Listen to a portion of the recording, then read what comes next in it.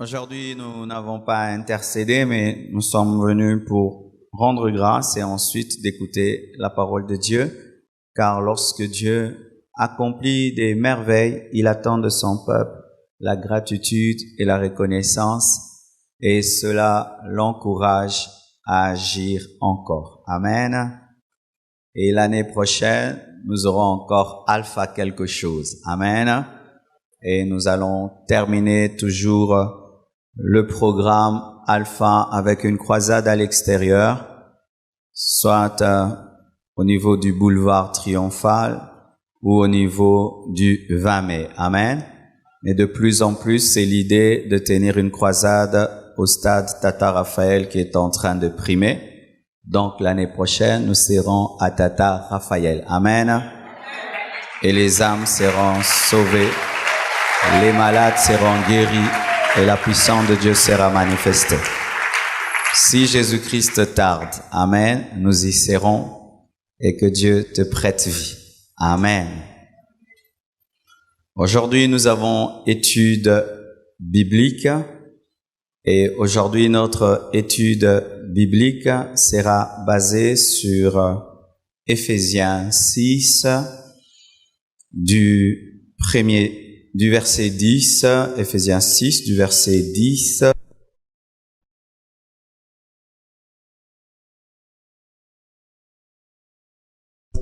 verset 10 jusqu'au verset 18. Le thème de cette étude biblique, c'est les armes spirituelles. Tu peux dire à ton voisin, les armes spirituelles. Alléluia. Nous sommes debout, enfin, de lire ces 8 versets. Éphésiens 6, verset 10 jusqu'au verset 18. Vous y êtes? Vous y êtes? Ok. Nous allons lire 1, 2, 3. Allons-y. Au reste, fortifiez-vous dans le Seigneur et par sa force toute puissante. Et revêtez-vous de toutes les armes de Dieu, afin de pouvoir tenir ferme contre les ruses du diable. Car nous n'avons pas à lutter contre la chair et le sang, mais contre les dominations, contre les autorités, contre les princes de ce monde de ténèbres, contre les esprits méchants dans les lieux célestes. C'est pourquoi prenez toutes les armes de Dieu afin de pouvoir résister dans le mauvais jour et tenir ferme après avoir tout surmonté. Tenez donc ferme, ayez à vos reins la vérité pour ceinture, revêtez la cuirasse de la justice, mettez pour chaussure à vos pieds le zèle que donne l'évangile de paix. Prenez par-dessus tout cela le bouclier de la foi, avec lequel vous pourrez éteindre tous les traits enflammés du malin. Prenez aussi le casque du salut et l'épée de l'esprit qui est la parole de Dieu. Faites en tout temps par l'Esprit toutes sortes de prières et de supplications. Veillez à cela avec une entière persévérance et priez pour tous les saints. Nous acclamons la parole du Seigneur. Amen. Le livre d'Éphésiens a été écrit par l'apôtre Paul. Amen. Et l'apôtre Paul n'était pas avec les autres apôtres lorsque Jésus-Christ était vivant physiquement. Il s'est converti après. C'était un grand persécuteur de l'Église. Il a eu à mettre beaucoup de chrétiens en prison. Il a dû participer même à la mort d'Étienne. C'était un homme qui était plongé dans la loi, mais qui ne connaissait pas le Dieu de la loi. Amen. Il est possible de connaître la loi de Dieu sans connaître le Dieu de cette loi. Amen. Et lorsqu'il persécutait l'Église, il pensait qu'il servait Dieu. Jusqu'à ce que Jésus-Christ lui est apparu et il s'est converti, frappé d'aveuglement pendant 3 ans. 3 jours plus tôt, il ne voyait pas, il ne mangeait pas et le Seigneur l'a appelé au ministère. L'apôtre Paul avait une grande capacité intellectuelle et une grande grâce dans la dimension de l'enseignement, de sorte que lorsque Pierre parle des écrits de l'apôtre Paul, il dit que certains sont compliqués et certains ne comprenant pas le sens de ces épîtres en tordent les sens. Pour dire que lorsque tu lis les épîtres de Paul, il faut pas lire intellectuellement les épîtres de Paul, mais il faut prier afin que Dieu t'inspire de peur que tu puisses tomber dans des fausses doctrines. Et celui qui dit cela, ce n'est pas n'importe qui, c'est l'apôtre Pierre, celui qui a prêché le premier au jour de la Pentecôte. L'apôtre Paul a écrit la plupart des épîtres. Il est le plus grand écrivain du Nouveau Testament, alors qu'il n'a pas été là au début. Cela démontre la grâce de Dieu. Amen. Dieu est un Dieu de grâce. Amen. Malgré qu'il a tué les chrétiens, malgré qu'il a persécuté les chrétiens, lorsque Dieu se révèle à lui, Dieu ne manifeste pas qu'il est rancunier, Dieu lui pardonne et lui confie sa parole. Amen. Dieu est un Dieu d'amour, Dieu est un Dieu de grâce, Dieu, on ne le comprend pas toujours. Amen.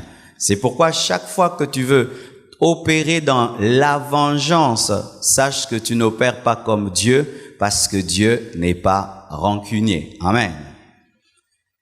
Et il écrit un livre aux chrétiens d'Éphèse. Et dans ce livre, il parle des armes spirituelles. Au Congo, nous parlons beaucoup du combat spirituel. Qui a déjà entendu parler du combat spirituel? Amen. Alors, j'aimerais déjà préciser ceci, qu'au Congo, on pense que combat spirituel est réservé à un ministère. Amen. C'est-à-dire que si toi, tu ne pries pas là-bas, tu ne peux pas parler du combat spirituel. Ou si tu parles du combat spirituel, donc tu es disciple de là-bas. Non. Alléluia. C'est comme à la compassion, nous prêchons sur la sanctification. Est-ce que si quelqu'un parle de la sanctification, il est disciple d'ici? Non. Le message de la sanctification n'est pas le message de la compassion. C'est le message de la Bible. Ce n'est pas la propriété privée du pasteur Marcelo.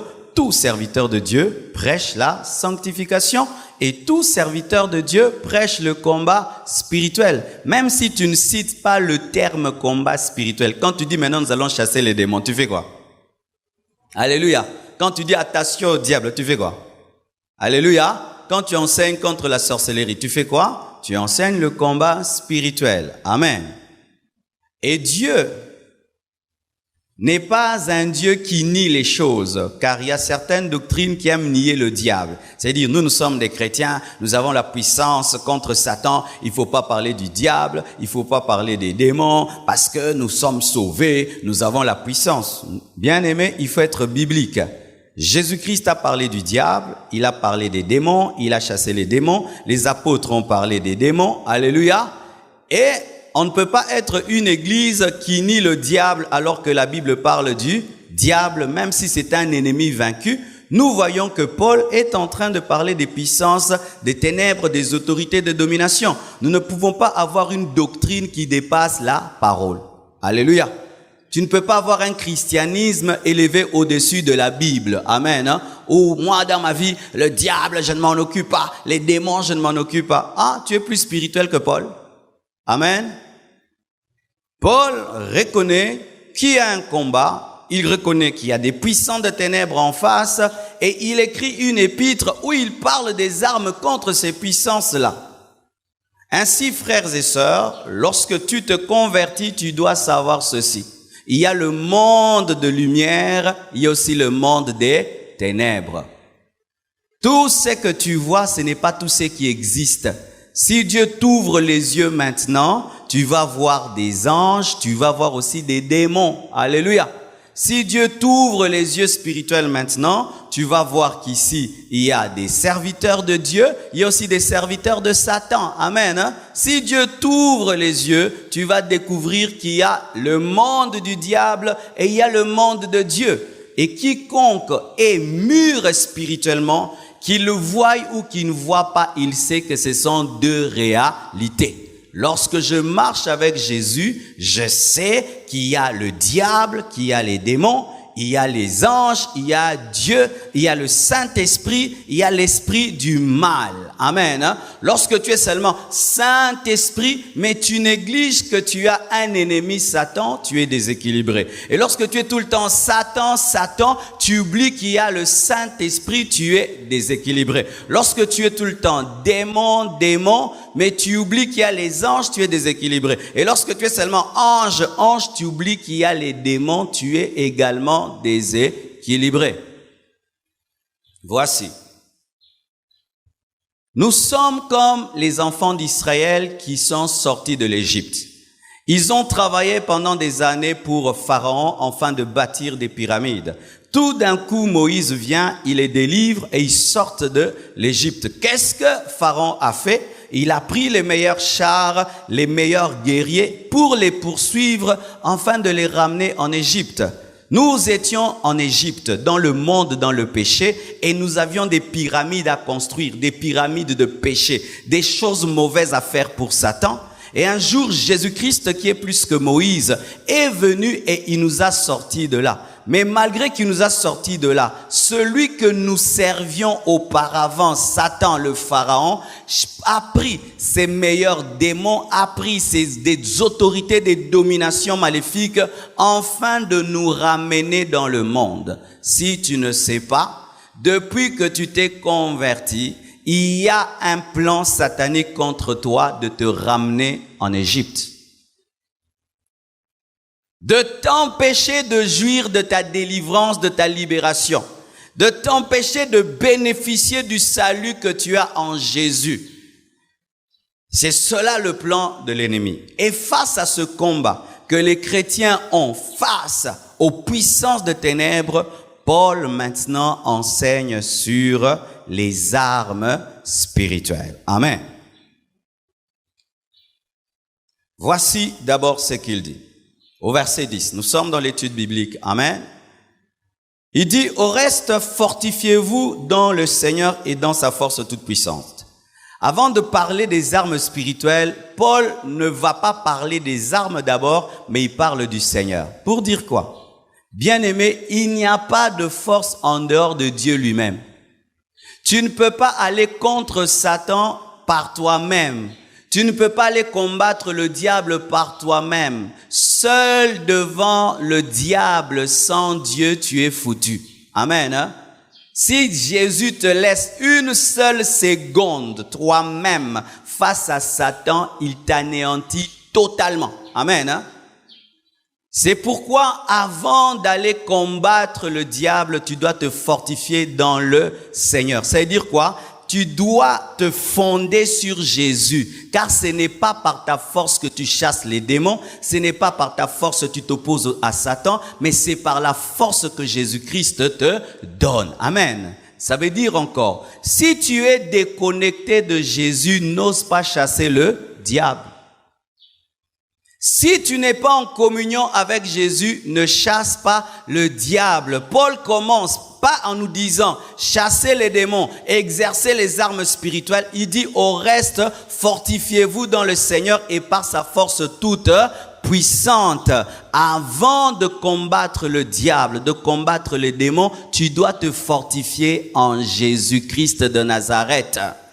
Lorsque tu attaques l'ennemi sans être en Christ et sans être en communion avec Jésus, tu es comme Israël qui va en guerre contre Haï sans Dieu. Et qu'est-ce qui est arrivé à Israël lorsqu'ils ont combattu la ville de Haï sans Dieu? On les a tabassés. Amen. Tu peux chasser des démons comme tu veux. Mais un jour, tu te déconnectes de Jésus-Christ. Un tout petit démon te résistera parce que les démons ne partent pas à cause de ton visage, mais à cause de ta communion. Alléluia. Et il dit encore, fortifiez-vous dans le Seigneur et dans sa force toute puissante. Maintenant, il dit, revêtez-vous. On dit quoi? Dieu va te revêtir. Il faut bien lire la Bible calmement. Amen. Hein? Voici un secret que je vous donne quand vous lisez la Bible. Amen. Hein? Lis la Bible lentement. La Bible, on la lit lentement. Tu t'arrêtes sur les virgules, tu t'arrêtes sur les points, tu t'arrêtes sur les ou le. Amen. Hein? Comme on dit par exemple, le fruit de l'esprit, c'est l'amour, la joie, la paix. Est-ce qu'on dit les fruits de l'esprit? On dit le. Rien que le singulier change tout. C'est-à-dire que le Saint-Esprit n'a pas plusieurs fruits. Il n'a qu'un seul fruit, mais qui a plusieurs parties. Alléluia. Alors si tu dis, tu lis vite, les fruits de l'esprit. Non, arrête-toi lentement. La Bible, on la lit lentement. Encore, la Bible dit que l'Esprit du Seigneur est sur moi parce qu'il m'a oint pour. Mais lorsque Jésus-Christ vient lire le livre d'Ésaïe, il s'arrête à une virgule, dit pour annoncer une année du Seigneur, virgule. Parce qu'après la virgule, il est écrit pour annoncer le jugement. Comme il n'était pas venu pour juger, Jésus s'arrête seulement à la virgule pour dire, je ne suis pas venu juger pour l'instant parce que je suis venu dans la dimension de l'agneau. C'est-à-dire que la virgule, depuis qu'on a commencé la virgule, jusqu'à aujourd'hui, nous sommes dans la...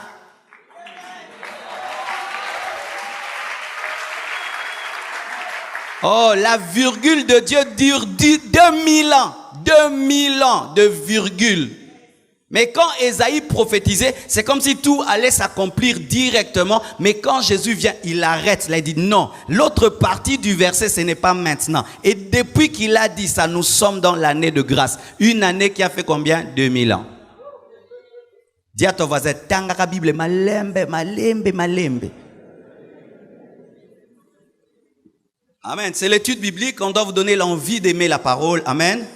Vaut mieux que tu lises un seul verset par jour que tu as compris au lieu de lire tout un chapitre que tu n'as pas compris. Amen. Hein? Un secret. Vaut mieux que tu lises un seul verset. Tu comprends tu comprends la phrase, tu comprends le mot, tu comprends la conjugaison, tu comprends l'esprit qui est derrière que de lire tout un chapitre non compris. Amen. Hein? Dans la Bible, malembe, poyote mutokoma, yango. N'est-ce pas qu'il y a des SMS qu'on nous envoie ces derniers temps? Tant que tu n'es pas arrivé jusqu'au bout, tu as peur, n'est-ce pas? Il y a un SMS qu'on envoie aux gens ces derniers temps. Vraiment, je suis déçu par toi. Qu'est-ce que je t'ai fait? Pourquoi est-ce que tu es en train? Quand tu lis ça, tu dis, mais qu'est-ce que je lui ai fait? Mais enfin, là-bas, on dit quoi? Vous savez ce qu'on dit, non? Alors, si tu t'arrêtes au début, qu'est-ce qui se passe? Tu auras un cœur rempli de peur, mais si tu vas jusqu'au bout, tu sauras que c'est une blague. Pareil aussi avec la Bible. Si tu lis les choses sans les mettre dans leur contexte, tu auras un prétexte. Et ne faites jamais, quand vous lisez la Bible, Seigneur Jésus-Christ, parle-moi, tu prends un doigt, tu ouvres la Bible en désordre, tu prends un doigt, tu mets à gauche et à droite, et puis tu combines les phrases pour connaître la volonté de Dieu. Il y a quelqu'un qui a fait cela, il a jeté la Bible comme ça. Il a dit, Seigneur, parle-moi, et puis il a fait ça.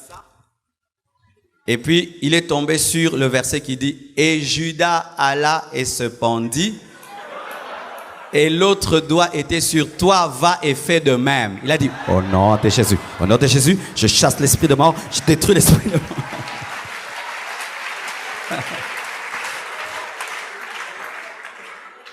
Mais lorsqu'il priait, il veut haïr quelqu'un. Il dit, Seigneur, est-ce que tu veux que je l'haïsse ou pas? Il ouvre, il tient là. Il dit, tes ennemis vont fléchir devant toi. Amen. Mais ce jour-là, il dit, au nom de Jésus, esprit de mort, je te chasse. Lisez systématiquement la Bible. Amen. On dit quoi? Revêtez-vous. C'est-à-dire, ce n'est pas Dieu qui va te revêtir, c'est toi qui vas te revêtir toi-même. On ne fait pas porter à un militaire la tenue, mais c'est lui-même qui la porte parce qu'il est mature. C'est un enfant à qui on fait porter les vêtements. Mais un adulte, un militaire, on lui fait jamais porter la tenue. Et lorsque tu vas en guerre contre le diable, tu dois être mature spirituellement et il est supposé que tu sais t'habiller toi-même.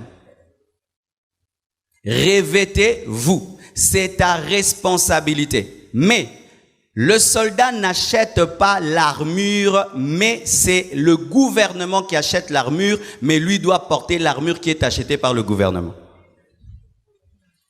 L'œuvre de la croix a acheté les armes, mais c'est ta responsabilité qui les porte.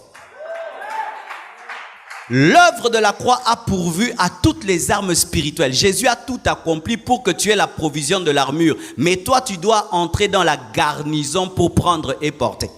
La part de Dieu, c'est d'acheter pour toi et ta part, c'est de porter. Mais tu risques de ne pas avoir des armes parce que tu es paresseux pour porter et on risquera de croire que l'armée de Dieu est incapable d'acheter les sokotos alors que c'est toi qui as la paresse et tu fais insulter l'armée de Dieu. Alléluia. C'est toi qui dois te revêtir. C'est-à-dire que les armes que je vais vous présenter aujourd'hui, ce n'est pas Dieu qui va les mettre, mais toi tu dois le vouloir. Amen. C'est-à-dire Dieu va te proposer, prends ça. Il vient avec sa force, sa puissance, mais ta volonté aussi doit collaborer. Amen. Collaborer. Ce n'est pas que c'est toi qui vas créer ces armes parce que Dieu les donne, mais toi tu dois les prendre. Revêtez-vous des armes spirituelles, de toutes les armes de Dieu. Ce ne sont pas tes armes, ce sont les armes de Dieu. Amen. C'est pourquoi même si Dieu te donne un don spirituel, ce n'est pas ton don, c'est le don de Dieu que Dieu t'a prêté. Amen. Oh, mon don de prophétie. Toi, tu es prophète. C'est l'Esprit de Dieu qui est prophète, c'est pourquoi tu es prophète. Oh, mon don de guérison. Toi, tu guéris les gens. C'est l'Esprit qui guérit les gens. C'est pourquoi toi, tu guéris les gens. Amen. On dit les armes de Dieu. On ne dit pas mes armes. On dit les armes de Dieu pour que tu ne sois pas orgueilleux. Quelle que soit ta dimension spirituelle, ne deviens jamais orgueilleux parce que ce sont les armes de Dieu. Ce ne sont pas tes armes. Je répète, ce ne sont pas tes armes. Est-ce que tu as déjà vu un militaire qui est dans un auto blindé qui a coûté 2 millions de dollars et qui va avec dans le quartier pour staffer un auto blindé? Tu as déjà vu un militaire staffé avec une grosse mitraille pour dire que je l'ai acheté? Tu n'as rien acheté, on te l'a donné parce que tu es dans l'armée. Ne soyez jamais orgueilleux de prophétiser. Ne soyez jamais orgueilleux de connaître la parole. Ne soyez jamais orgueilleux d'avoir l'onction parce que ce sont des armes de Dieu. Ce sont des obus de l'armée. Il y a des armes qui coûtent des milliards et un militaire qui n'a même pas 100 000 peut gérer une arme d'1 milliard parce que ça appartient au gouvernement. Ton don appartient au royaume. Ton onction appartient au royaume. Ne deviens jamais orgueilleux d'un don de discernement des esprits. Ne deviens jamais orgueilleux d'une maîtrise de la parole de Dieu. Ne deviens jamais, pourquoi? Parce que ce sont les armes du gouvernement. Les armes de Dieu. Ce n'est pas ton arme, c'est l'arme de Dieu. Amen. Et la Bible dit: revêtez-vous des armes de Dieu afin de pouvoir tenir ferme contre les ruses du diable. Tenir ferme. Tenir ferme, c'est dire résister, ne pas reculer et ne pas chanceler. Amen. Voici. Israël, lorsqu'il vivait avec Dieu, il devait conquérir le territoire de Canaan. Mais pour notre part, le territoire de Canaan a déjà été conquis par Jésus. Notre place maintenant, c'est d'y rester. Israël devait conquérir, il devait entrer en Canaan parce qu'il y avait des puissances, des fils d'Anak, il devait conquérir. Mais pour notre part, Jésus-Christ a déjà dépouillé les autorités, les dominations, il a déjà tout accompli. Quel est notre combat? C'est de rester dans ce qu'on nous a donné. Vous comprenez? Tu es trop habitué à ce qu'on te dit, il faut conquérir. Moi je te dis aujourd'hui, il faut garder. Parce que Jésus a déjà tout fait. Est-ce que Dieu te demande d'aller dépouiller les autorités et les dominations? Il a déjà fait pour toi. Est-ce qu'il te demande d'aller vaincre le diable? Il a déjà vaincu. Mais toi, qu'est-ce que tu dois faire? Tu dois garder la position d'héritier que Dieu te donne. La position de sainteté que Dieu te donne. La position de né de nouveau que Dieu te donne. Tu dois garder le salut qu'il t'a déjà donné. C'est pourquoi Paul dit: tenez ferme. Alléluia. La victoire dans la vie chrétienne n'est pas d'entrer dans une chose, mais c'est de garder la chose dans laquelle tu es entré par grâce. La victoire dans la vie chrétienne, ce n'est pas entrer en Canaan, parce que Christ t'a déjà fait entrer en Canaan dans la promesse, mais ta victoire, c'est de rester dans ton héritage. Alléluia. Et la Bible dit, tenez ferme contre quoi? Les ruses du diable. Bien-aimés, les ruses du diable. Les ruses du diable, ruse, c'est une intelligence utilisée dans le mal. Et les ruses du diable sont de très haut niveau. Pourquoi? Parce que nous connaissons des gens aussi sages que Salomon qui, en dépit de leur sagesse, sont tombés dans les ruses du diable. Vous imaginez un sage comme Salomon qui arrive à adorer des faux dieux. Quelle ruse du diable! Et comment est-ce que le diable l'a eu? Il a vu, il est sage, il est intelligent. Mais je ne saurais pas l'avoir par la sagesse et par l'intelligence. Quelle est sa faiblesse? Sa faiblesse, c'est qu'il aime les femmes. Ça va. Je vais faire qu'il puisse épouser des femmes et épouser des femmes étrangères. Et ces femmes étrangères vont aller jusqu'à l'amener à adorer des faux dieux lorsqu'il va vieillir, quand il sera faible. Le diable patiente, il attend la vieillesse de Salomon pour faire de lui un idolâtre. Samson, il est en train de tuer ses ennemis comme il veut. Le diable étudie Samson. Il dit, comment est-ce que je l'aurai? Aucun homme ne peut le tabasser. Personne ne peut vaincre cet homme. Rien qu'avec une mâchoire, il est capable de tuer toute une armée. Comment est-ce que je vais faire? Il remarque encore dans Samson plutôt qu'il aime beaucoup les femmes étrangères, qu'il aime des femmes étrangères. Il dit, c'est bon, je vais le faire rencontrer une femme étrangère qu'il va beaucoup aimer et à qui il va révéler sa force. C'est comme ça qu'on a eu Samson. Frères, sœurs, pendant que tu vis avec Dieu, il y a quelqu'un qui s'appelle le rusé qui est aussi en train de t'étudier. Il y a quelque chose qu'on appelle dans l'armure le défaut de l'armure. Le défaut de l'armure, c'est, je donne un exemple, si je porte une cuirasse, amen, et en bas de la cuirasse, il y a une ceinture. Si je fais comme ça, qu'est-ce qui se fait? La cuirasse monte un tout petit peu et entre la cuirasse et la ceinture, ma peau peut se faire voir. On appelle ça le défaut de la cuirasse. Le diable n'attaque que sur le défaut de la cuirasse. Quel est le défaut de ta cuirasse? Le défaut de ta cuirasse, c'est un domaine de ta vie qui n'est pas soumis à la parole de Dieu. C'est là où le diable attaque. Un domaine de ta vie qui n'est pas soumis à la parole de Dieu. Le défaut de la cuirasse. Où il voit là, il fait les choses comme Jésus. Là, il fait comme Jésus. Là, comme Jésus. Mais là, il fait pas comme Jésus. Lui, il va seulement se concentrer sur le défaut de la cuirasse. Amen.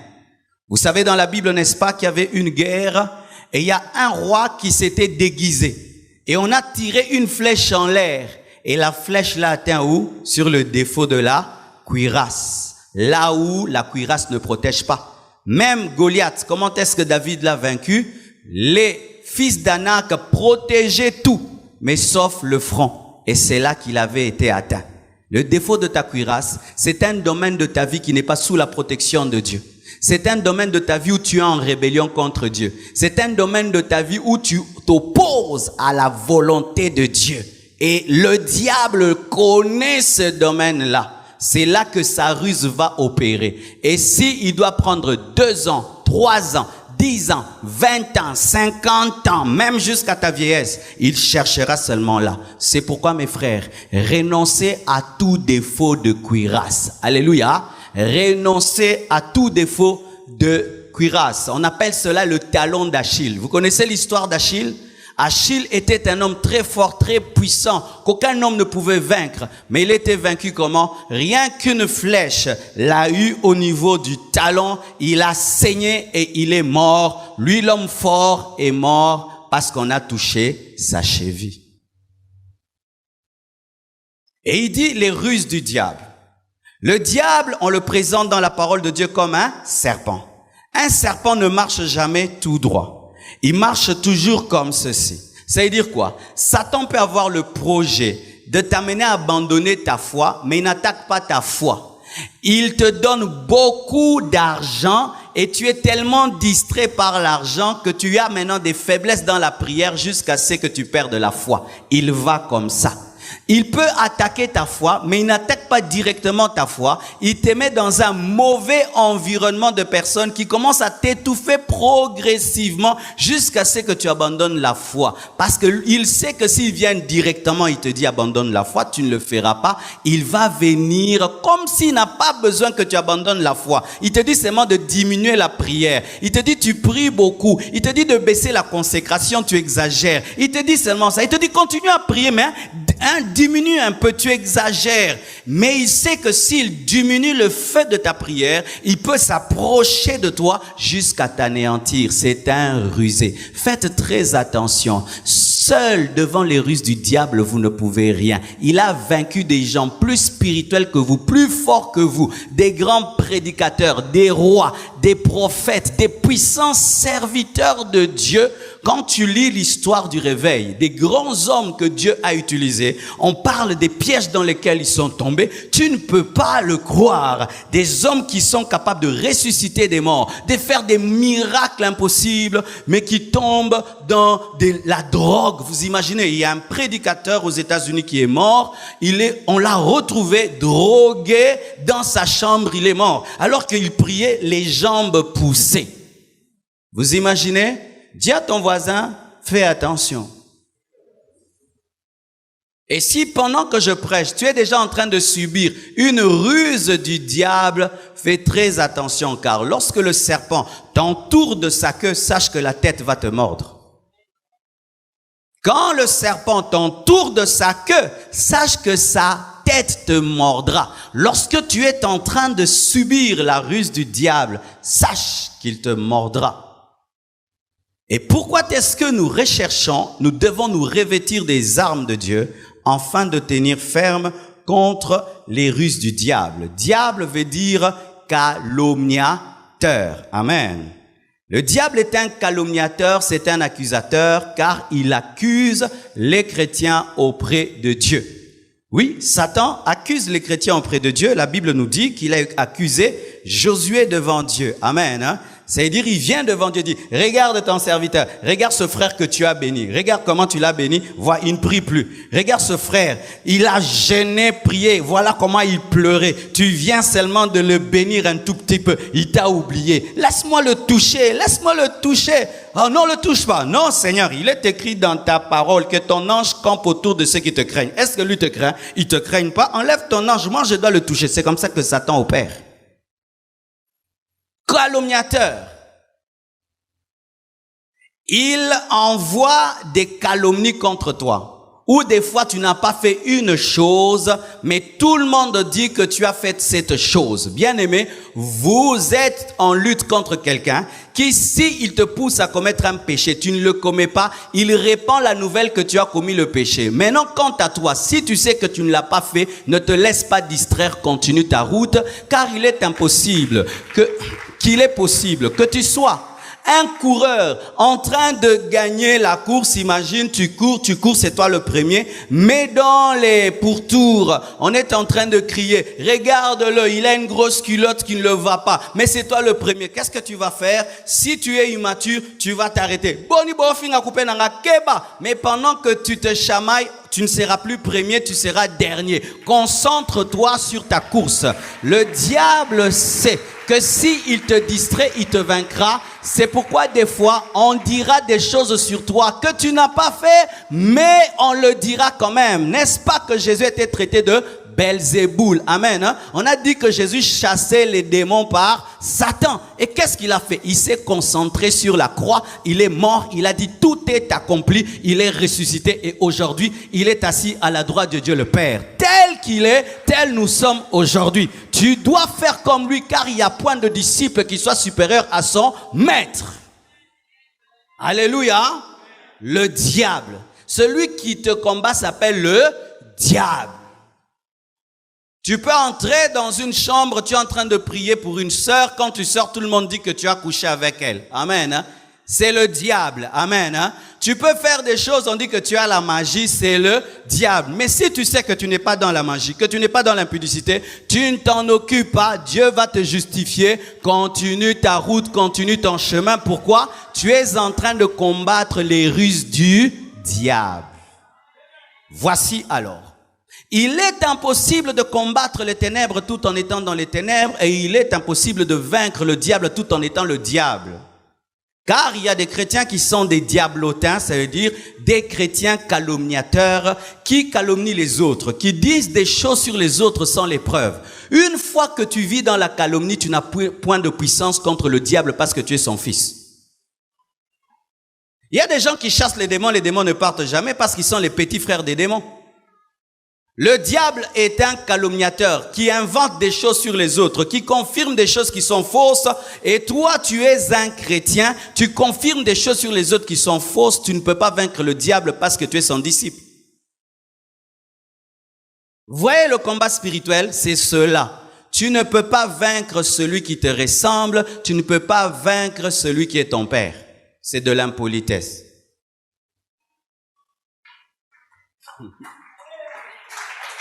Ah oui, c'est pourquoi les démons avaient tabassé les fils de Xéva parce que c'était des petits frères très impolis qui chassaient les yaya. Alléluia. Lorsqu'ils ont commencé à chasser leurs grands frères les démons, ils ont dit, nous connaissons Jésus et qui est Paul, mais vous, qui êtes-vous? Vous êtes des petits à nous. Ils ont corrigé leurs petits frères parce qu'ils étaient en train de chasser le calomniateur tout en étant eux-mêmes des calomniateurs. C'est pourquoi Jésus dit, le prince de ce monde vient, mais il n'y a point ses œuvres en moi. Pourquoi? C'est un principe spirituel. Pour chasser le prince de ce monde, tu ne dois pas avoir le monde en toi. Alléluia. C'est pourquoi tu remarques qu'il y a certains, ils chassent tout le temps, ils coupent, rien ne se coupe. Amen. Mais d'autres derrière, ils ne coupent pas. Ils disent seulement Jésus, tout se coupe. Pourquoi? Parce que Dieu est dans la nature, il n'est pas dans l'exercice. Alléluia. Et la Bible maintenant dit ceci. Car nous n'avons pas à lutter contre la chair et le sang. Ça, je vais en parler à la fin de mon message et Dieu m'a donné vraiment une forte révélation à ce sujet. Je vais en parler à la fin. Car nous n'avons pas à lutter contre la chair et le sang comme l'ont fait Israël. Israël, son combat était à la fois physique et spirituel parce qu'il devait combattre des armées physiques. Mais nous ne combattons pas des armées physiques, mais contre les dominations, contre les autorités, contre les princes de ce monde des ténèbres, contre les esprits méchants dans les lieux célestes. Dites les lieux célestes. Quand on dit lieu céleste, ce n'est pas le ciel. Le ciel a plusieurs dimensions, le ciel a 3 dimensions. Il y a des gens qui veulent pas que j'utilise le terme dimension sur Internet. Pour eux, si tu dis dimension, tu es occultiste. Amen. Donc si tu dis dimension, occultisme.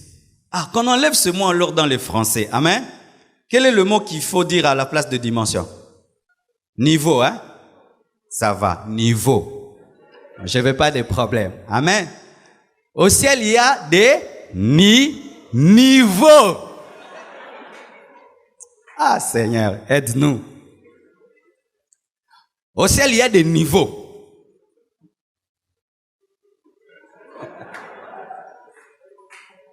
Il y a le premier niveau du ciel, c'est le ciel que nous voyons. Amen. Et au-delà de ce ciel que nous voyons, il y a un autre ciel qu'on ne voit pas. C'est ce qu'on appelle le deuxième ciel. C'est là où l'ennemi a mis son quartier général. Amen. Les gens des mondes de ténèbres appellent ça le monde pandemonium. Amen. Un monde de désordre. Et il y a le troisième ciel où se trouve le trône de Dieu. Le premier ciel est visible, mais les 2 autres sont invisibles. Maintenant, Paul dit, étant sur cette terre, nous combattons les autorités, les dominations qui sont dans les lieux célestes. Amen. Hein? C'est-à-dire des puissants de ténèbres qui, tout en étant dans le deuxième monde, influencent ce monde-ci. Amen. Et face maintenant à ces puissances des ténèbres, car, pour ceux qui ne savent pas, ce ne sont pas tous les démons qui entrent dans les corps des gens. Ce ne sont pas tous les démons qui viennent habiter dans les corps des gens. C'est comme dans une armée. Est-ce que tous les généraux vont à la guerre? Le général, certain, il est chez lui à la maison avec un très gros ventre, n'est-ce pas? Mais il dit, attaquez! Et les gens vont, ils viennent. Combien de morts? Combien de morts? 1000 chez eux, 2 chez nous. Amen. Mais il est dans l'armée. Et dans le monde de ténèbres, c'est pareil aussi. Il y a des esprits qui, eux, gèrent des territoires. Mais dans les corps des gens, ce sont des esprits impurs, ce sont des petits esprits qui entrent dans les corps parce que eux, ils peuvent être dans un corps sans que ça puisse créer un vide. Mais comme les démons et le diable ne sont pas omniprésents, ils ne peuvent pas habiter dans un corps car le fait d'habiter un Quinois fait que tu habites Kinshasa. Ah, t'as pas compris.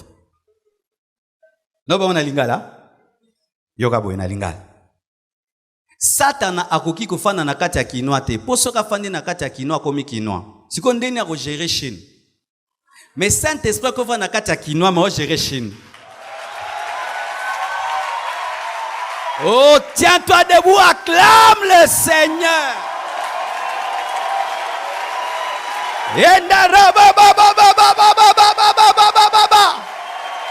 Il est en moi, il est en toi.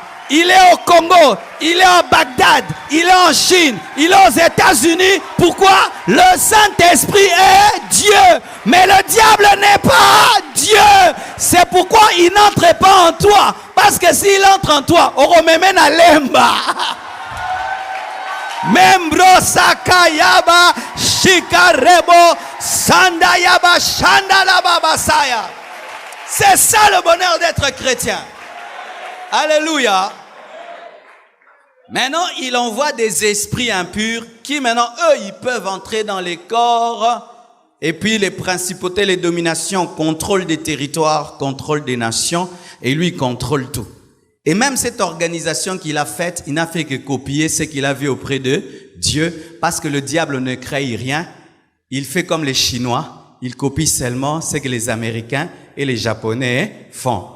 Akai, il fait Ake. Amen.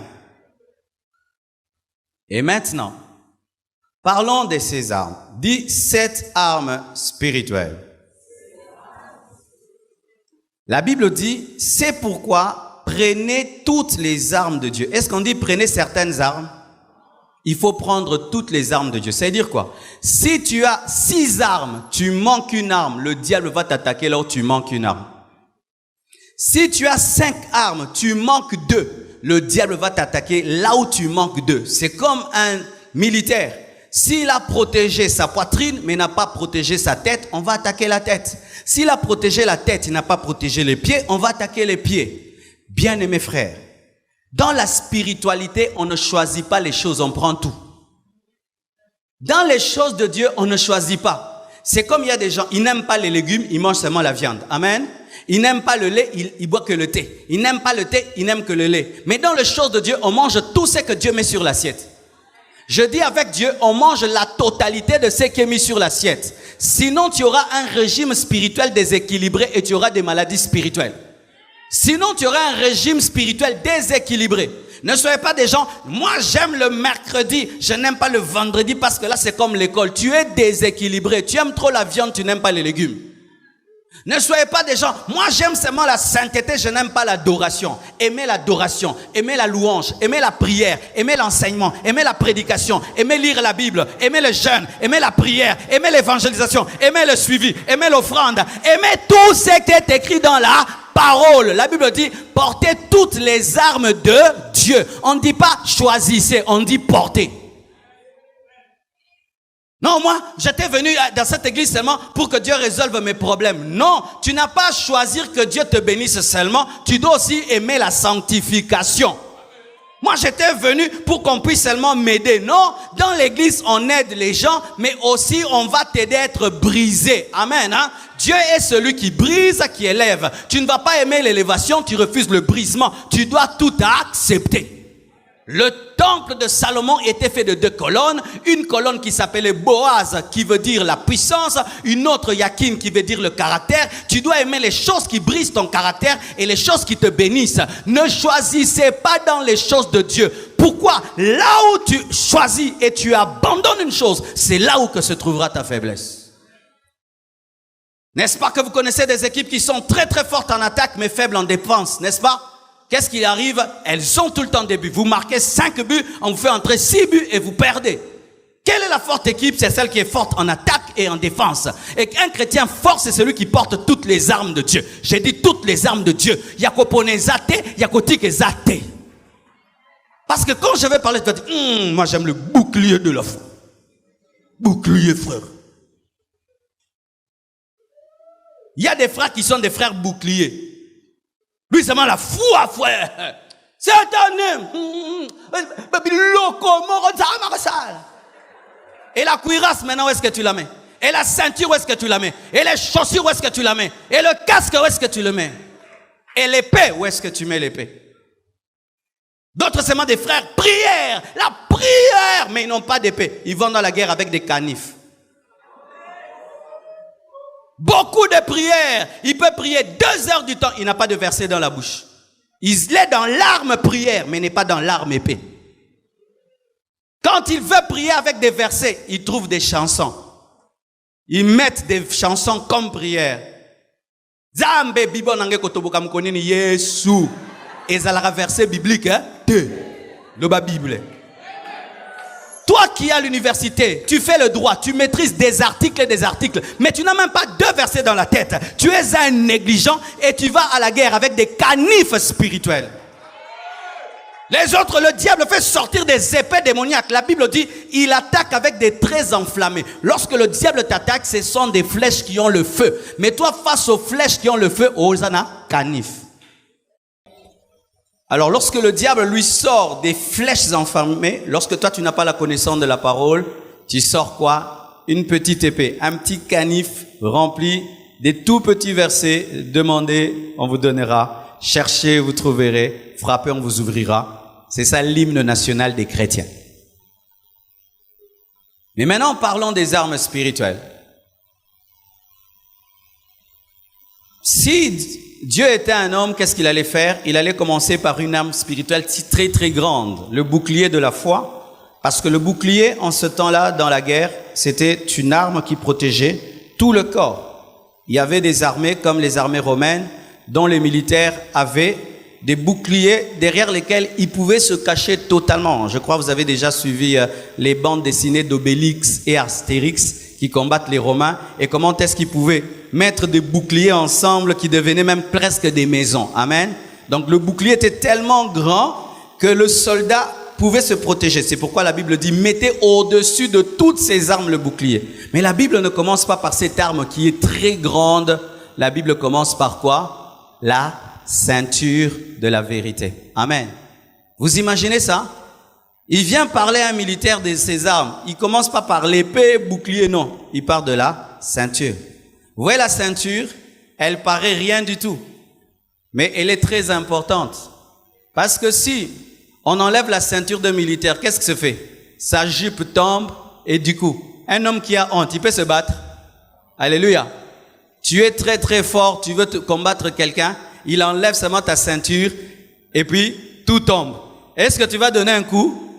Tu vas faire quoi? Récupérer. Pendant que tu veux récupérer, on te tue. Une si petite chose, mais qui peut amener ta honte et te détruire. Et la Bible dit, mettez à vos reins la ceinture. Les reins dans la parole de Dieu symbolisent l'homme intérieur. Quand on dit mets à tes reins, les reins, ce n'est pas les reins physiques, c'est l'homme intérieur. C'est-à-dire que ton homme intérieur soit saint de la vérité. Et la vérité, c'est quoi? C'est la révélation de la parole que le Saint-Esprit te donne, qu'on appelle le Réma. Si tu veux combattre le diable, tu dois avoir dans ton homme intérieur la révélation de la Bible par le Saint-Esprit. Il faudrait permettre au Saint-Esprit d'éclairer la Bible pour toi et te la donner, et toi tu la pratiques.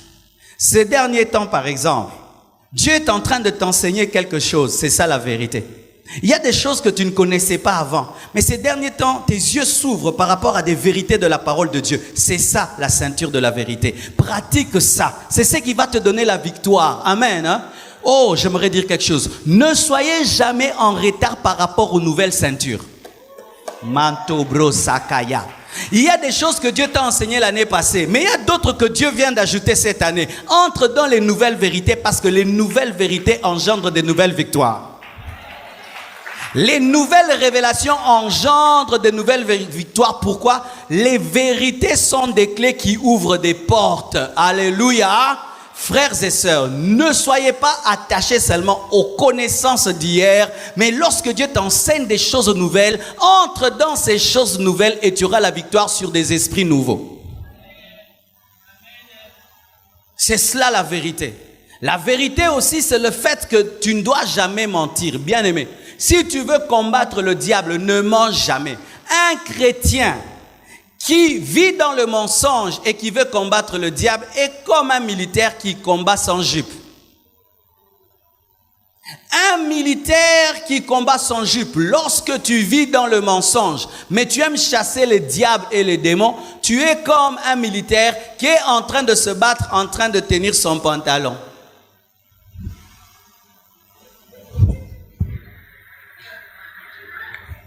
Pourquoi? Parce que le pantalon est en train de descendre.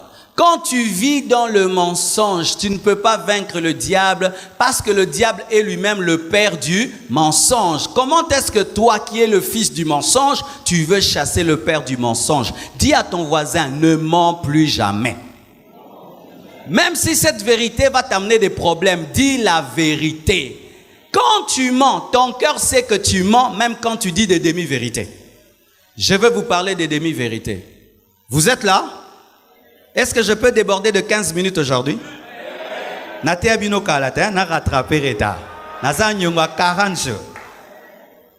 Voici une demi-vérité. Parce que les chrétiens ne mentent plus. Ils sont devenus champions en des demi-vérités.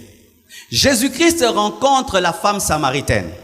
Il lui parle et puis elle désire boire l'eau. Et Jésus-Christ lui dit, va, amène ton mari. Amen. La femme maintenant répond à Jésus, je n'ai pas de mari. Est-ce qu'elle avait menti? Est-ce qu'elle avait dit toute la vérité?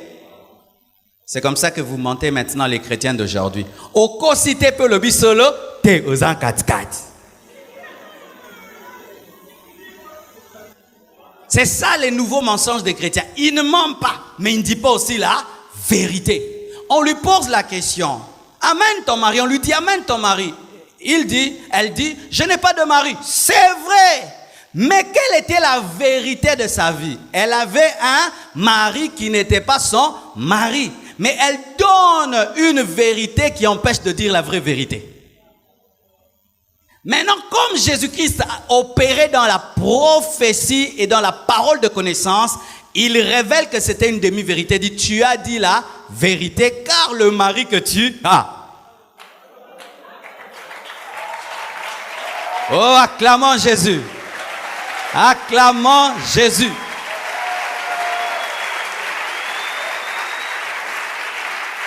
Car le mari que tu as n'est pas ton mari. Et d'ailleurs, tu as eu 5 maris. En ce temps-là, les rabbins permettaient aux femmes de se remarier maximum 2 fois. Elle s'était déjà remariée combien de fois? 5 fois. Donc, elle avait même brisé même la loi des rabbins. Wana lobité. Ya suki kara, naza mbali te. Mais ni nazo bonamase, yemora yebi. Nenge yopozala. Tu viens d'où? Je viens de Limete. Mais Limete, si tu venais de faire quoi? Oti boîte de nuit. Wana lobate. Oti Limete. Est-ce qu'on aussi? Au coste. Yemora yebi oti bar, mais ça n'a Limete. Bar en wezafi. Et ça a Limete. Est-ce que bar en wezafi Limete? Et ça n'a Limete. Est-ce que n'a kosi? Ça n'a Limete. Ça n'a Limete. Est-ce que n'a kosi? Boîte de nuit, mais quand on t'a posé la question, tes parents t'ont posé la question, ce n'était pas de connaître la rue, mais c'était de connaître l'endroit véritable. Et toi, comme tu veux éviter qu'on t'attrape, tu donnes une moitié de vérité, fils du diable. Et au nom de Jésus, au nom de Jésus, nalié, obina. Obina kwasa spirituel. Arrêtez de mentir. Comment tu peux savoir que tu mens? C'est lorsque tu dis une chose et ton cœur te condamne, tu as menti. C'est quand tu dis une chose mais tu dois te fortifier. J'ai dit, maintenant d'autres disent c'est la haute sagesse. Ouais, ça c'est la haute sagesse. Oui, même Dieu avait dit à Samuel, lorsqu'il devait aller oindre David, de ne pas dire qu'il allait le oindre, mais de dire qu'il offrait une offrande. Toi, tu vas oindre quelqu'un?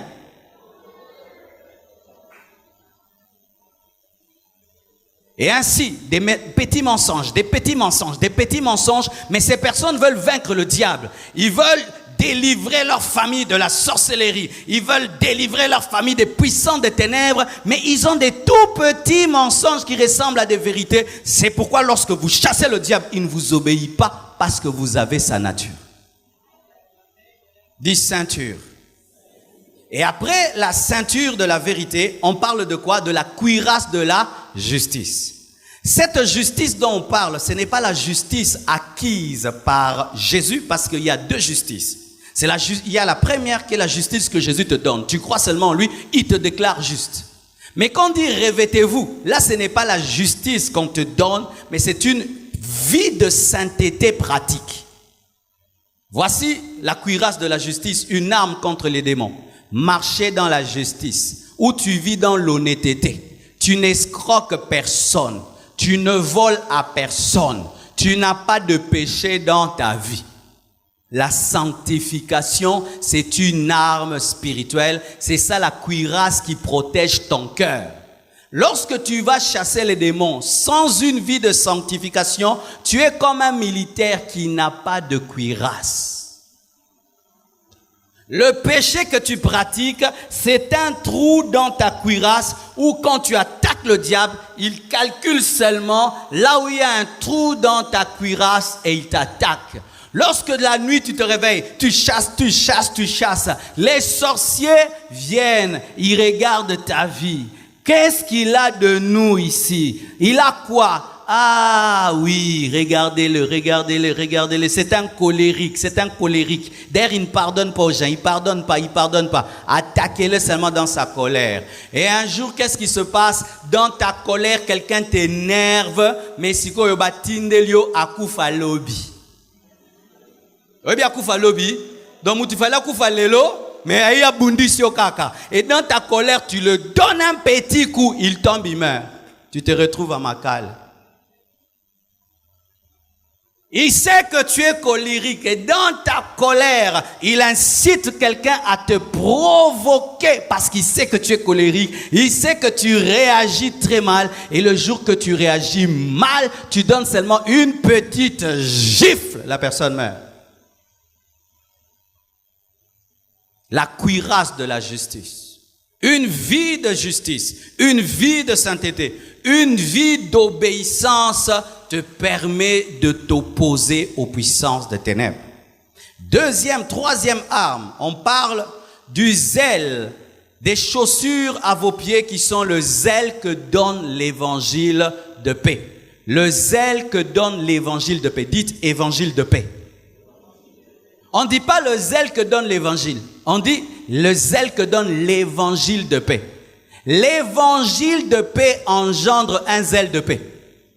L'évangile de paix ne donne pas un zèle amer, où tu as un zèle pour casser seulement les autres, pour casser les autres. Non, ça te donne un zèle de paix, où tu es zélé pour la paix, tu es zélé pour mettre les gens ensemble, tu es zélé dans l'amour. Amen, hein? Et je vous assure, moi, au début de mon ministère, j'avais un zèle, mais des fois, un zèle bizarre. J'étais un pasteur, je pouvais me tenir ici, je commence. Tel pasteur a fait ça, je le casse. Celui-là, je casse. Celui-ci, je casse. Celui-ci, je casse. Celui-ci, je casse. Préfet de discipline, je tue, je casse. Même pas prier pour l'autre, ni intercéder pour l'autre, je casse. Et quand on me haït, je suis content. Ah! Je suis prophète Miché. Non, ce n'est pas ça servir Dieu. Servir Dieu, c'est relever les autres, c'est guérir les autres. Un serviteur de Dieu tombe, toi tu vas lui prêcher et tu le relèves. Bien-aimé, si tu tues quelqu'un, quelle récompense il y aura au ciel? Mais si tu ramènes un autre serviteur de Dieu, tu as sauvé et lui, son ministère et l'église. Alléluia. C'est ça l'évangile de paix, où tu travailles, tu marches, non pas pour détruire, mais tu marches pour unir. Tu ne quittes pas ici, tu vas là-bas, tu critiques. Tu quittes ici, tu vas là-bas, tu détruis. Mais tu vas là-bas, tu évangélises. Tu donnes l'amour aux gens. Tu donnes l'amour aux gens. Tu vas dans les hôpitaux. Tu vas dans les prisons. Tu prêches Jésus. Tu donnes le bonheur aux autres. Le zèle aussi représente l'amour. Lorsque tu veux attaquer le diable, tu dois vivre dans l'amour et tu dois vivre dans la paix et tu dois avoir un grand amour pour le servir. Quelqu'un qui commence à se fatiguer de Dieu aura du mal à s'opposer au diable. Quelqu'un qui compte les choses qu'il fait pour Dieu aura du mal à s'opposer au diable. Quelqu'un qui compte toujours tout ce qu'il fait pour Dieu aura du mal à s'opposer à Satan. Le zèle. Sans chaussures, il est impossible de marcher comme il se doit lorsqu'on est un militaire, car on risque de se brûler les pieds, de marcher sur une épine, sur une pierre qui peut te blesser. Et sans le zèle de l'évangile, facilement le diable va te blesser. Pour un petit rien, tu vas te décourager. Pour un petit rien, tu vas abandonner. Une autre arme, le bouclier de la foi. Le bouclier de la foi protège la cuirasse, protège le casque, protège le reste. Et qu'est-ce que cette arme? Le bouclier de la foi te rappelle ce que Dieu est lorsque le diable te dit que Dieu ne t'aime pas. Bien-aimé, il y a des attaques démoniaques qui viennent seulement te dire que Dieu ne t'aime pas.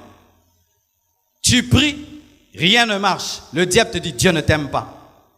Depuis que tu commences à prier, des problèmes et des problèmes, le diable vient te dire Dieu ne t'aime pas. Tu regardes la vie du païen, tu regardes ta vie, c'est comme si lui il est mieux que toi. Satan vient te dire, tu vois, ces choses-là, ça ne marche pas. Qu'est-ce qui peut te permettre de vaincre ces attaques du diable? C'est le bouclier de la foi, où tu sais que Dieu est amour, Dieu est fidèle, Dieu ne ment jamais, où tu connais la nature de Dieu. Alléluia. Mais quand tu ne connais pas le Dieu que tu pries, tu auras un petit bouclier. Le bouclier de la foi te permet de persévérer malgré les découragements de Satan. Une autre arme, c'est le casque du salut. Le bouclier te révèle ce que Dieu est, mais le casque te révèle ce que Dieu a fait. Je répète. Le bouclier de la foi te révèle ce que Dieu est et le casque du salut te révèle ce que Dieu a fait. Car le salut, c'est ce que Dieu a fait. Dans le combat du diable, n'oublie jamais ce que Dieu a fait pour toi. Jésus est mort pour toi. Amen. Des fois, le diable va te poser la question, est-ce que tu crois que Dieu t'a pardonné tes avortements? Est-ce que Dieu t'a pardonné? Ça arrive. Tu commences à chasser le diable, il te rappelle tes péchés. Tu commences à chasser le diable, il te rappelle tes péchés d'hier. Qu'est-ce qui peut t'aider à le vaincre? C'est le casque du salut quand tu sais que Dieu t'a pardonné. J'aimerais vous dire que Dieu vous a pardonné. Si tu es chrétien, tu es pardonné. D'ailleurs, toi, tu n'as jamais avorté. Parce que Dieu a oublié. Tu es une nouvelle créature. Tu es une nouvelle création. Qu'est-ce qui peut t'amener à dire que tu es une nouvelle création? C'est le casque. Le casque renouvelle ton intelligence. Amen. Hein? Tu n'es plus un meurtrier, tu n'es plus un fils du diable, tu es un fils de Dieu à cause du casque du salut. C'est ce qu'on appelle l'assurance du salut. Je ne vois pas là où on a écrit mon nom dans le livre de vie, mais je le crois. Je ne sens même pas toujours le Saint-Esprit, mais je sais que le Saint-Esprit est en moi. Je n'ai pas le film de la crucifixion de Jésus, mais je crois qu'il était crucifié. Je n'ai même jamais été en Israël pour voir le tombeau vide, mais je sais que le tombeau est vide. Je n'étais pas là lorsqu'il a dépouillé les autorités, les dominations, mais nazondi mayango. Bien aimé, liboma wanande robiki sayo nabi, liboma wanande robiki sayo. Alléluia. Si tu commences à réfléchir humainement, tu vas tomber. Pourquoi? Parce qu'avec l'armure de Saoul, tu ne peux vaincre Goliath. Tu ne peux vaincre Goliath qu'avec l'armure du berger, qui est l'armure de Dieu. Si tu vas vaincre le diable avec le raisonnement intellectuel, tu seras comme David qui porte l'armure de Goliath. Mais si tu veux le vaincre, tu dois avoir l'armure de la folie. Yo bengananga yo bengananga yo. Hein? Yo penza, yo mutondo langwa na baba, abinga ngando langwa te. Oya bando langwa kufa, oya si mtu mususu. Le casque du salut. Le casque du salut. Un jour, mes frères, des hommes de Dieu sont venus dans notre église. Ils ont prêché. Ils ont prêché des choses que je ne connaissais pas. Et je me suis retrouvé dans ces choses. Et puis, quand on m'a appelé parce que j'étais intercesseur, on a dit, Marcelo, frère Marcelo, viens prier pour les démoniaques. J'ai dit, non, je ne peux pas prier parce que moi-même, je me retrouve dans ces choses. Amen. Hein? Oui, il ne faut pas aller soigner les gens lorsque tu as une plaie ouverte, tu risques d'être infecté. Alors, je suis allé moi-même devant. On a prié pour moi. J'ai cru que Dieu m'a pardonné. Je suis rentré. J'ai dit, donnez-moi les démoniaques, je vais chasser. On dit, oh, comment tu as changé? J'ai dit, non, celui-là qui était venu, ce n'est plus lui. Ça, c'est un nouveau. Dieu m'a pardonné. J'ai ordonné aux démons, ils sont partis. C'était quoi? Le casque du salut. Si Dieu te pardonne, tu es pardonné. Si Dieu oublie, il a oublié. Chanda, écoute. Voici comment le diable opère. Tu commences à prier et ta prière devient puissante. Elle devient puissante. Et Dieu va t'exaucer. Il dit, comment on va faire? Rappelons-lui sa vie passée. Tu commences maintenant à penser, c'est ce que tu faisais, c'est ce que tu faisais. Et puis tu dis, je suis indigne. Hein? Dieu ne peut pas faire ça pour moi. Même il ne peut pas faire ça pour moi. Avec tout ce que j'avais, il ne peut pas faire pour moi. Hein? Et bon, aboma mutu. Kutu Paul aboma mutu. Paul kuta aboma. Aboma mutu. Si vous avez mutu aboma penza. Bakoka ba otamola. Ba avec le ba mona. Et bon, bako mona. Pourquoi? Dieu ne fait exception de personne. Dieu n'a pas de chouchou. Si tu crois, tu verras. Si tu crois, tu verras. Si tu crois, tu verras. Le casque du salut. C'est pourquoi des fois, quand tu pries, prends le temps de dire à Dieu merci pour ce qu'il a fait. Je suis une nouvelle créature. Alléluia. J'ai le Saint-Esprit. Alléluia. Là, le diable est en colère. Mon nom est inscrit dans le livre de vie. Alléluia. Si je meurs maintenant, je vais dans le paradis. Alléluia. Et si Jésus revient, je serai enlevé. Alléluia. Seigneur, merci pour le corps glorieux que tu vas me donner bientôt. Alléluia. Je te remercie parce qu'il y a ma maison au ciel. Alléluia. Je suis l'épouse de Jésus. Alléluia. Bientôt, je vais voir la nouvelle Jérusalem céleste. Aussi, au monde, n'a besoin au monde en côté. Papa est fidèle. Alléluia. C'est ça, le casque du salut. Bien-aimés frères et sœurs, lorsque tu as cette dimension, jamais la culpabilité ne te vaincra et jamais tu ne rappelleras Dieu ce qu'il a déjà oublié. Car des fois, c'est toi-même qui viens rappeler à Dieu ce qu'il ne sait plus. Seigneur, tu sais mon péché que j'ai fait il y a 2 ans. Lequel? Le péché là. Est-ce qu'on conduit une voiture en permanence avec les rétroviseurs? Remis chauffeur à Makasi, au Kumbarana rétroviseur Kavino Akala. Quand Dieu veut te bénir, Seigneur, je suis indigne. Nous tous, nous sommes indignes. Nous tous, nous sommes indignes. Oh, acclame Dieu pour son salut.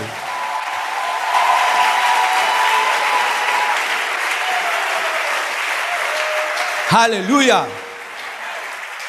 Une autre arme, c'est ce qu'on appelle l'épée de l'esprit. Est-ce qu'on dit ton épée? L'épée de l'esprit. Ce n'est pas ton épée, mais c'est l'épée de l'esprit. Ça veut dire quoi? C'est l'épée que le Saint-Esprit manie dans ta vie. Ça veut dire quoi?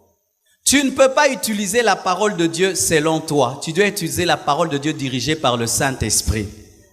Si tu utilises la parole sans le Saint-Esprit, cette parole va tuer les gens.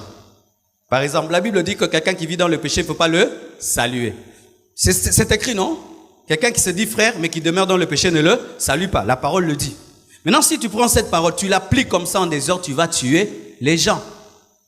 Parce qu'il est aussi écrit, vous qui êtes forts, supportez ceux qui sont faibles. C'est l'esprit qui va te dire quand est-ce que tu dois appliquer cette parole-là et cette parole-ci. L'épée de l'esprit. L'épée de l'esprit peut te dire, cette nuit, tu vas seulement prier avec ce verset-ci. Seulement ce verset. Ne cherche pas un autre verset. Prie. Comme quand j'étais en retraite, Dieu m'a dit seulement, concentre-toi sur le verset qui dit, tout ce que vous demanderez en priant, croyez l'avoir reçu et vous le verrez s'accomplir. C'était mon verset principal. J'étais seulement dans ce verset. Pourquoi? C'était l'épée que l'Esprit m'avait donnée. Lis la Bible et Dieu viendra dans la connaissance de la Bible que tu as pour te donner au temps convenable le verset dont tu as besoin. C'est comme avoir dans un magasin, tu as du lait, tu as du sucre, tu as tout. Maintenant, quand tu as besoin de fruits, tu vas dans le magasin, tu prends le fruit. Plus tu as une grande provision, plus tu auras des révélations diversifiées. Mais si maintenant dans ton magasin, il n'y a que de sucre, tu auras du diabète. Et s'il n'y a que la bouillie, tu seras dans Alpha 40 permanent. Alors, qu'est-ce qu'il faut faire? Il faut lire toute la Bible, tu mets ça dans le magasin. Maintenant, quand tu pries, le Saint-Esprit te donne Jean 10, 10. Il dit, déclare, tu déclares. Le Saint-Esprit te donne des psaumes, tu déclares. Mais si tu n'as pas de parole, c'est ça. Yokama wa papa. Yokama wa papa. Kolala nanga na maboko na yo. Kolamuka nanga na maboko na yo. Lobi pe na maboko na yo. Papa, o Nzambe, yokama wa. Amen.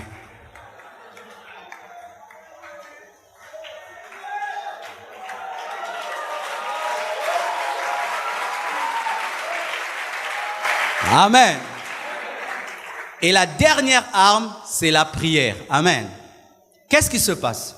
Lorsque un militaire avait une armure, il avait le casque, il avait le bouclier, des fois, qu'est-ce qu'on fait? On doit nettoyer. Amen. On doit mettre de l'huile pour que ça glisse. Il faut tailler, aiguiser l'épée. Il faut enlever la poussière. Et il y a une arme qui soutient les autres armes, c'est la prière.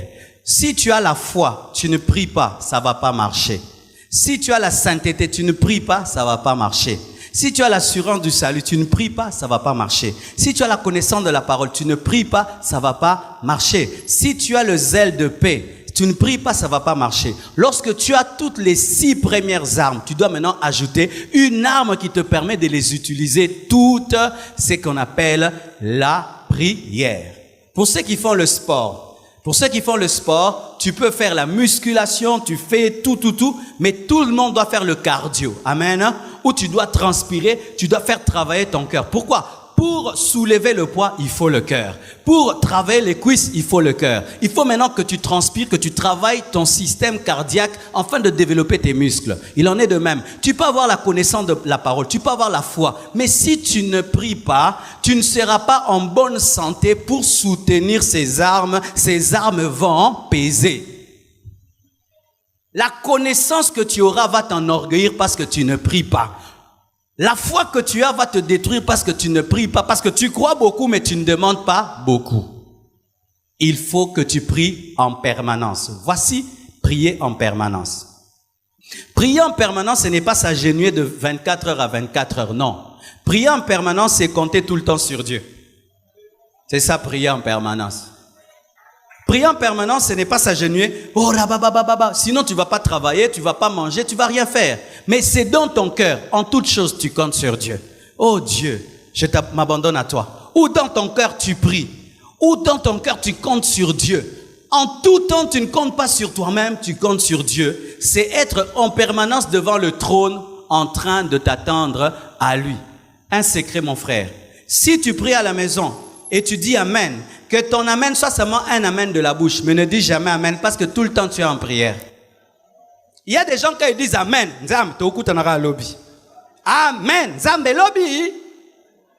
Mais il y a des gens qui disent Amen, c'est pour se lever, aller au travail, mais dans son cœur, il continue à prier. Alléluia. Continuez à prier même si vous êtes levé. Continuez à prier même si on a dit Amen. Même quand vous sortez dehors, continuez à prier. Dans le taxi, tu pries. Partout, tu pries dans ton cœur. Mais des fois, même dans le sommeil, n'est-ce pas, ça t'arrive, tu te retrouves.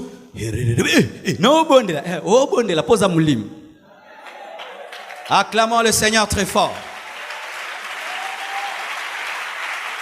Je vais terminer par cette image. J'ai besoin de 10 frères de la chorale et je vais vous expliquer quelque chose.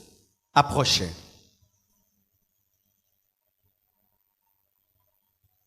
Il y a des gens qui oublient tout, mais qui n'oublient jamais les images. Et je te prie de ne pas oublier cette image. Oui, tenez-vous ici.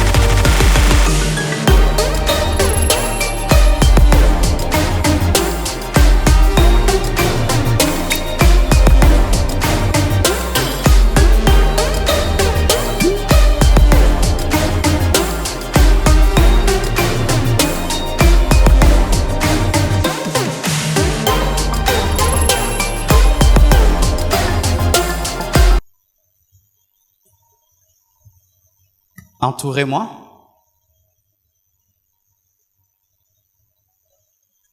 Voici maintenant ce qui arrive dans le combat spirituel. Je ne suis pas le diable, amen.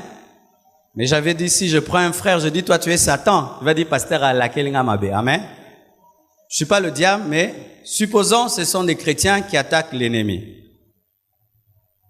Lui, il a une grande foi. Lui, il a l'épée. Lui, il a le bouclier. Il a la cuirasse. Et ils sont tous en train d'attaquer le diable. Bozaba prise. Amen. Amen. Alors, quand les chrétiens sont tous concentrés pour attaquer les principautés, les dominations Satan, Satan sait que s'il attaque lui qu'est-ce qu'il va faire? Il va lui donner un coup ici. S'il attaque celui-là, ceux-ci vont venir. Alléluia. Et à force d'attaquer, l'ennemi est par terre. Amen. Mettez vos mains sur moi. Lorsque nous sommes unis, nous vivons comme un corps, nous vivons comme des frères, nous vivons dans l'amour et nous savons que ton frère n'est pas ton ennemi. Ton ennemi, c'est le diable. Je dis ton frère n'est pas ton ennemi. Ton ennemi, c'est le diable. La Bible dit que nous ne combattons pas dans la chair. Nous ne combattons pas la chair et le sang, mais nous combattons les esprits. Ça, c'est la dimension d'une église qui a la révélation. Que mon frère n'est pas mon ennemi. Même si Dieu l'élève, même si Dieu le bénit, même si Dieu l'utilise plus que moi, sa bénédiction est ma bénédiction. Mon ennemi, c'est Satan. Quand l'église comprend cela et tout le monde n'attaque que le diable est à genoux. Le diable est faible. Alléluia. Mais qu'est-ce qui se passe? Lorsqu'il est mis par terre et il ne sait pas attaquer vos casques, il ne sait pas attaquer vos cuirasses, il attaque les chaussures. Est-ce que vous comprenez, Manoba? Il est par terre. Il attaque les zèles. On dit le zèle que donne l'évangile de paix.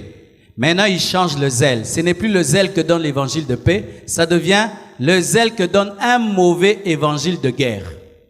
Où maintenant l'église Compassion est en guerre contre l'église Chapelle de Vainqueurs. Où l'église Compassion est en guerre contre l'église Philadelphie.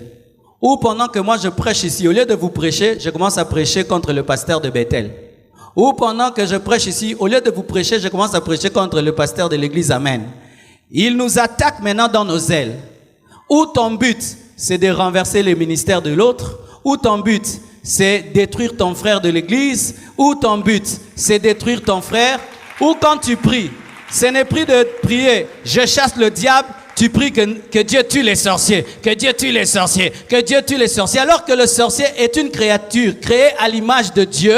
Maintenant, tout le travail, il fait quoi? Il renverse les ailes, il vole les chaussures et il nous donne un faux aile. Et qu'est-ce qui se passe? Ce frère commence à se battre avec celui-ci.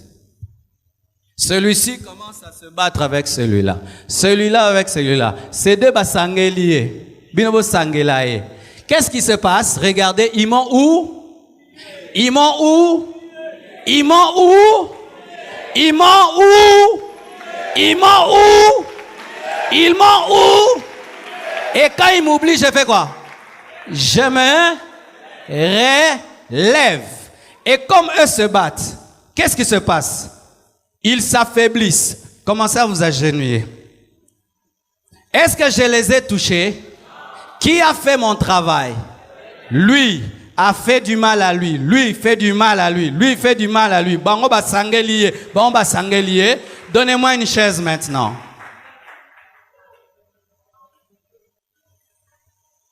J'appelle ça le diable au repos. Il sécure les dents. Pinobo bunda.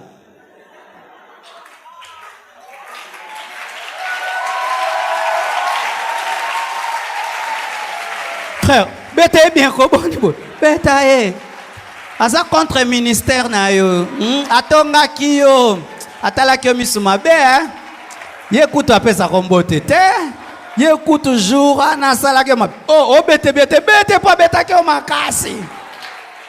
Et lui il viendra seulement faire quoi? Il te pousse, tu tombes, il te pousse, tu tombes, il te pousse, tu tombes, il te pousse, il te pousse. Pourquoi tu es déjà fatigué par les coups que l'autre t'a donné?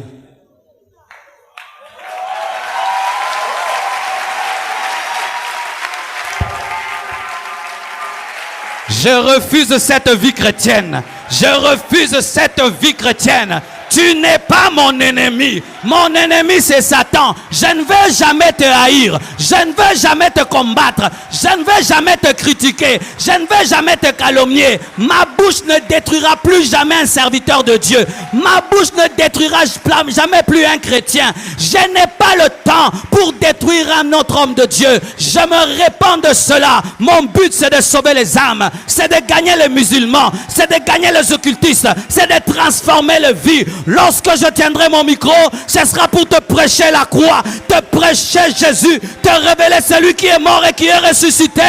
Et je vais prier pour toi. Je vais prier pour toi. Je bénirai mes ennemis. Parce que le diable, c'est lui mon ennemi. C'est lui mon ennemi. Je ne ferai plus jamais le travail du diable. Ma bouche prêchera l'évangile. Ma bouche ne va plus calomnier, ne va plus critiquer.